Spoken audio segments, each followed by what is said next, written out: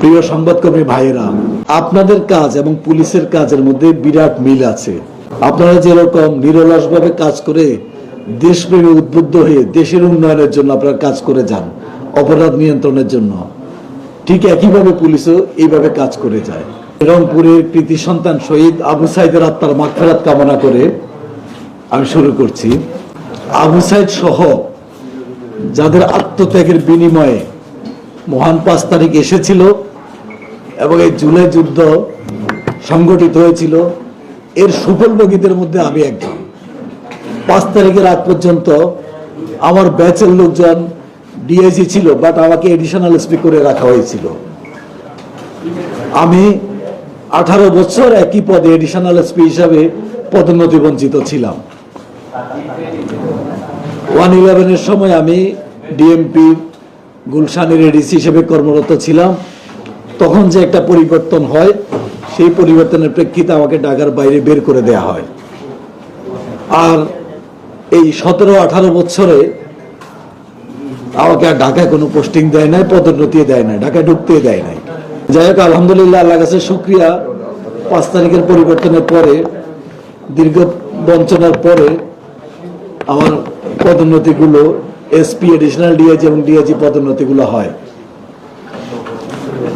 হওয়ার পরে এই ধারাবাহিকতায় আজকে আমি রংপুর মেট্রোপলিটন পুলিশের কমিশনার হিসেবে দায়িত্ব পেয়ে আপনাদের সামনে এসেছি। প্রিয় সংবাদকর্মী ভাইয়েরা, আপনাদের কাজ এবং পুলিশের কাজের মধ্যে বিরাট মিল আছে।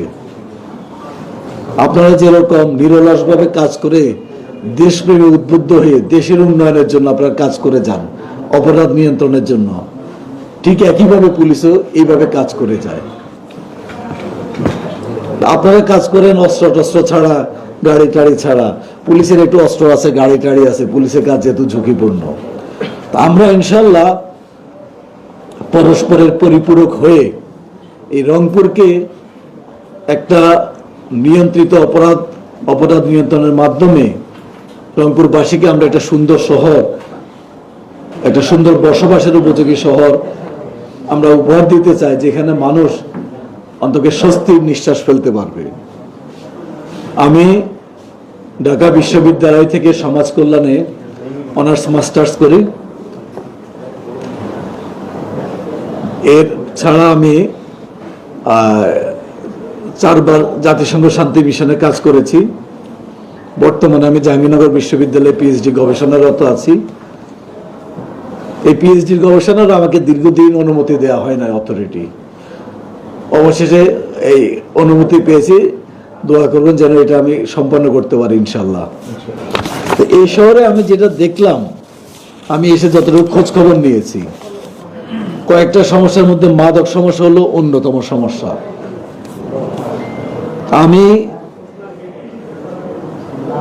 যে পর্যবেক্ষণ আমার, সেটা হলো শুধু এখানে না, বাংলাদেশের বিভিন্ন জায়গাতে মাদকটা এত বেশি বেড়ে গিয়েছে যে এটার সাথে আরো অন্যান্য অপরাধ সম্পৃক্ত হয়ে আরো অপরাধ প্রবণতা বেড়ে যাচ্ছে।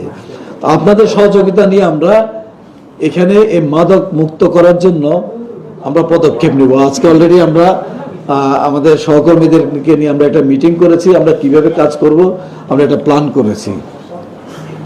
আরেকটা সমস্যা হলো এখানে চুরি হয়, প্রায় চুরি হয় শুনি, এখানে ওখানে বিভিন্ন জায়গায় চুরি হয়। তো এই বিষয়গুলোতে আমরা একটু ভালোভাবে নজর দিব। শহরের মধ্যে অটোরিকশা দৌরাত্ম অনেক বেশি।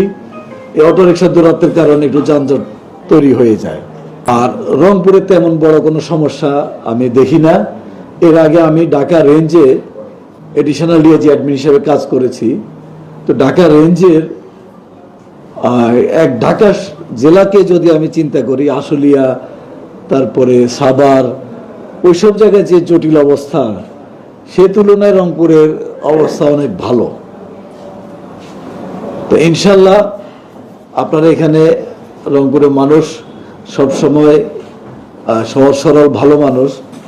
আপনাদের সহযোগিতা নিয়ে আমরা আমাদের সহকর্মীদেরকে নিয়ে টিম ওয়ার্কের মাধ্যমে দেশপ্রেমে উদ্বুদ্ধ হয়ে আমরা ইনশাল্লাহ অপরাধ নিয়ন্ত্রণে সফল হব।